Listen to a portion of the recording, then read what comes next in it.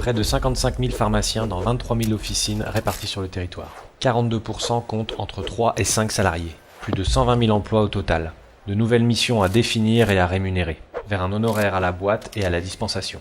Maîtrise des dépenses de santé. Plan de financement de la sécurité sociale. Baisse des prix. Baisse des volumes de vente. Développement des génériques. Transparence des contrats de coopération commerciale. Autorisation de la vente en ligne des médicaments OTC. Pression de la grande distribution. Développement professionnel continu. Chiffre d'affaires en baisse de 0,52% en moyenne par officine en 2012. 42% de 120 000 emplois honoraires à la boîte et à la sécurité sociale. Financement de la maîtrise de ses parents. Quel avenir pour les pharmaciens? Pharmagora 2014 vous donne la parole.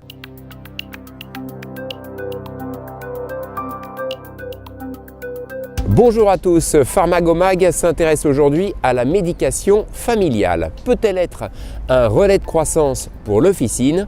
Élément de réponse dans le reportage qui suit. En 2012, la médication familiale a représenté 15,9% de part de marché du médicament en France. Ce marché a été pendant 4 années successives en croissance.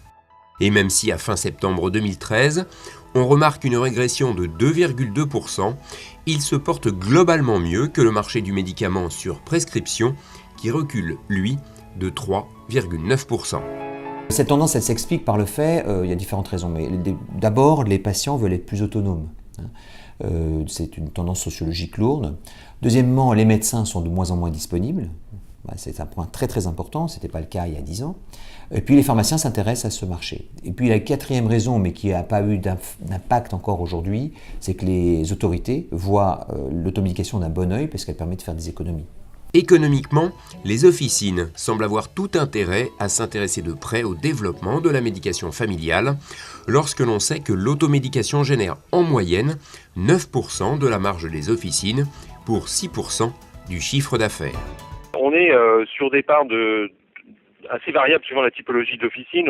On va dire pour les officines qui en font peu, on est à autour de 7%. Pour des officines qui ont un gros potentiel parce que bien situées, avec une clientèle plutôt jeune, puisque la médication familiale c'est quand même plutôt une clientèle jeune, on peut monter à 15 voire même 17-18%. Donc ça c'est quelque chose qui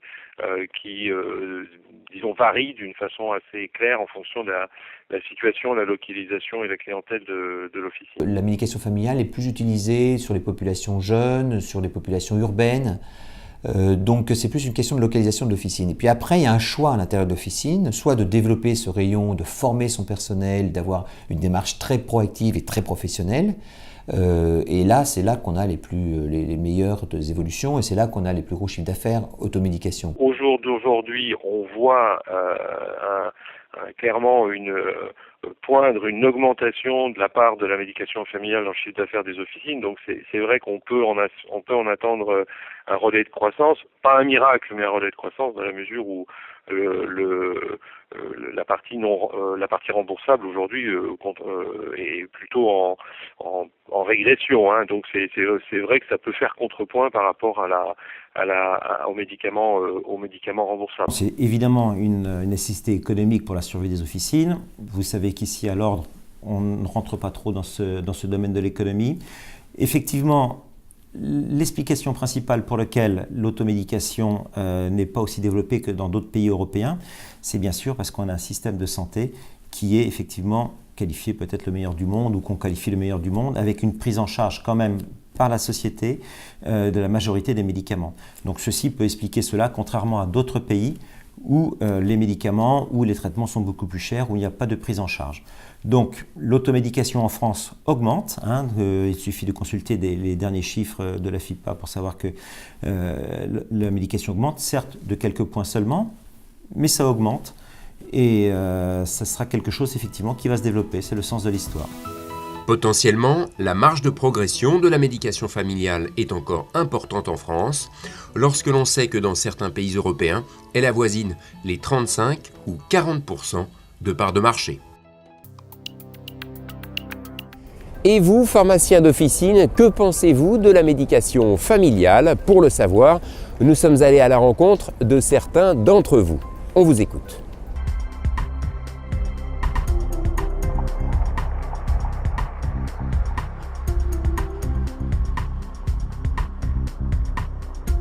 La médication familiale depuis 5 ans a fortement augmenté. On pourrait l'expliquer par les vagues de déremboursement des médicaments, notamment des vénotoniques et des vitamines. On l'observe aussi pour les infections ORL, la toux, les rhumes. Et les patients nous demandent de plus en plus conseils pour des pathologies bénignes, type rhume, début d'infection urinaire, maux de gorge, puis moins de prescriptions aussi, moins de remboursement. Donc oui, tout ça, ça évolue, la médication familiale, et en positif.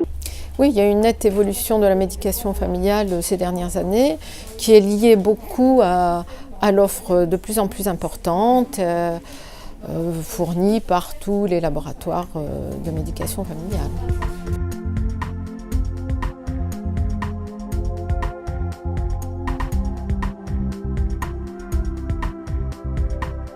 Oui, il y a un potentiel de progression à partir du moment où beaucoup de médicaments sont déremboursés. Pour moi, les prix que je pratique sur la médication familiale ne sont pas une fin en soi, c'est un moyen.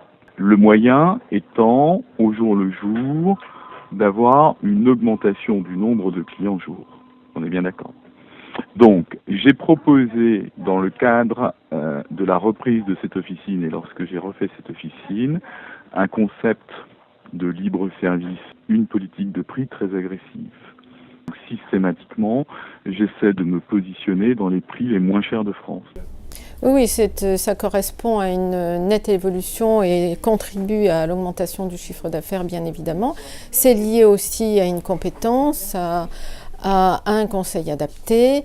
En ce qui me concerne, je suis assez attentive à l'agencement, en mettant en avant sur les présentoirs, les têtes de gondole, le comptoir. Le e-commerce, j'y suis farouchement opposé. L'agencement du magasin, j'ai entièrement refait il y a 1 an.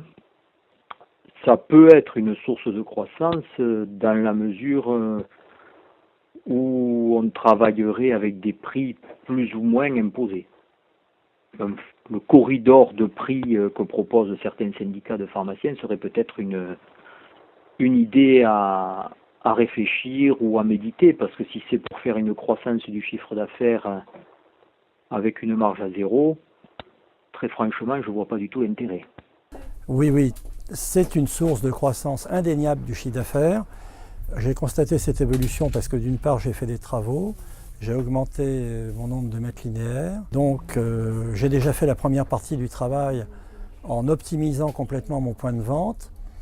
Et je compte ouvrir dans quelques semaines, quelques mois au plus tard, un site marchand internet. La mise en avant du libre accès, on a joué le jeu, et là, je ne vais pas dire que c'est une croissance à 2 chiffres, parce qu'aujourd'hui, ça n'existe plus, les croissances à 2 chiffres, mais une très belle progression du libre accès. Si aujourd'hui le pharmacien perd l'outil d'Internet, je pense qu'effectivement on ouvrira la porte à la distribution de médicaments, même si ce sont des médicaments conseils qui ont des effets indésirables, et en fait ils seront mal utilisés. Donc il faut garder l'outil Internet en étant toujours nous présents pour la délivrance.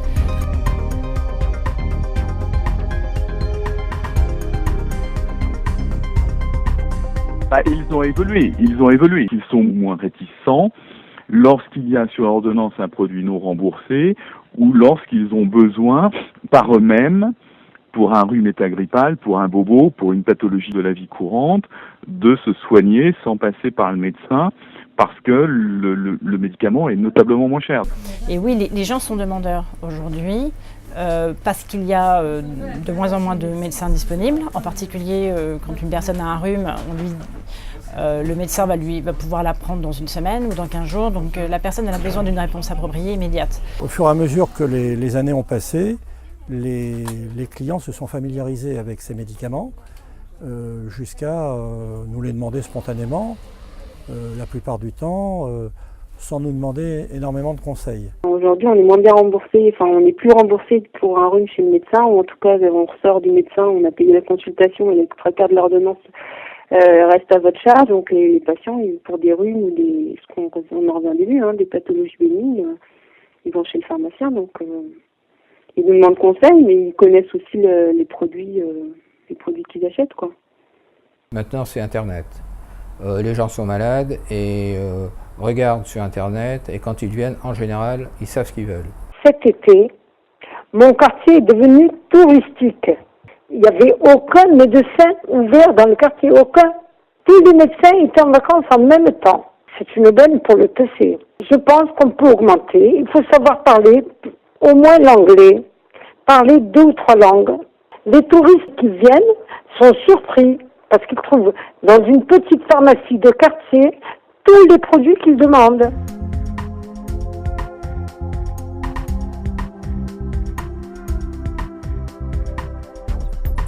Augmenter la liste des pathologies, je ne crois pas que ce soit nécessaire. L'offre est très importante, les laboratoires ne manquent pas d'idées, nous sommes régulièrement visités avec des produits extrêmement sophistiqués. On a déjà un répertoire sur les pathologies courantes. Il ne faut pas non plus vouloir se substituer au médecin et vouloir se substituer à un prescripteur qui est là pour faire un diagnostic. Le pharmacien est là pour suppléer le médecin sur des pathologies courantes, je veux dire, qui sont facilement identifiables. On n'est pas là pour se substituer au prescripteur. Et dans de la pathologie courante, je sais pas, il me semble qu'on a déjà quelque chose d'assez large comme référence. Le nombre de produits disponibles, sûrement. Le nombre de pathologies, je ne pense pas. En tout cas, j'imagine pas quelles sont les pathologies que l'on pourrait rajouter à la médication familiale. Le médicament reste dangereux, il faut faire attention. On a un métier très complexe. Il faudrait, si on augmente la liste des pathologies de médication familiale, augmenter aussi notre arsenal thérapeutique. Ça veut dire délister certains produits qui actuellement sont encore listés.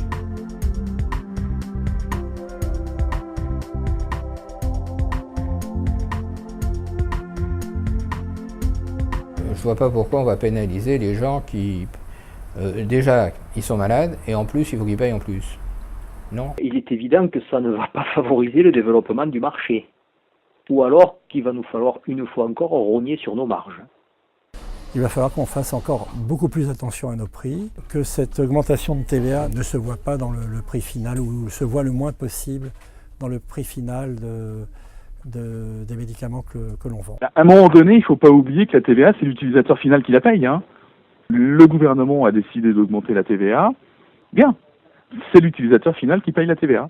Évidemment que c'est une mauvaise nouvelle, parce que de toute façon, dans le temps, les laboratoires vont augmenter leurs prix, enfin tout le monde va augmenter ses prix. Donc il y a un moment, il faut savoir que le consommateur ou le patient au final, c'est le premier qui à subir la répercussion du prix. Le sujet de la médication familiale sera bien sûr largement traité à l'occasion du salon Pharmagora qui aura lieu, je vous le rappelle, les 29 et 30 mars à Paris, à la porte de Versailles. Merci de votre fidélité, à très bientôt.